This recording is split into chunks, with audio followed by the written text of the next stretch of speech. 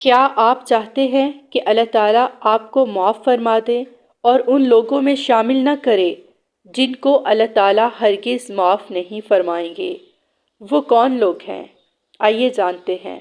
Number 1، وہ شخص جو اللہ کے ساتھ عبادت میں شریک ٹھہراتا ہے۔ اللہ تعالیٰ فرماتے ہیں وہ شرک کو معاف نہیں کریں گے۔ اور نمبر 2، وہ شخص جو اپنے دل میں دوسروں کے لیے کینہ، بغض، نفرت اور بدگمانی رکھتا ہے۔ اور تیسرا، وہ شخص جو تکبر کی وجہ سے اپنے کپڑے ٹخنوں سے بہت نیچے لٹکاتا ہے۔ یہ غرور اور تکبر کی علامت ہے، اور تکبر وہ صفت ہے جسے اللہ سبحانہ وتعالیٰ پسند نہیں فرماتے۔ تکبر کی پہچان یہ ہے کہ انسان حق کو ٹھکرا دے اور لوگوں کو حقیر سمجھے۔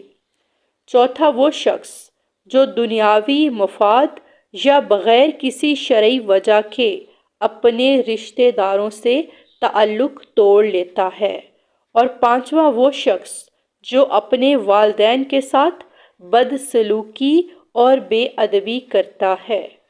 اور چھٹا، وہ شخص ہے جو کسی بھی قسم کے نشے کا عادی ہو اور اسے چھوڑنے کا کوئی ارادہ نہ رکھتا ہو اور نہ ہی اللہ سبحانہ تعالیٰ سے معافی مانگنے کی کوشش کرتا ہو۔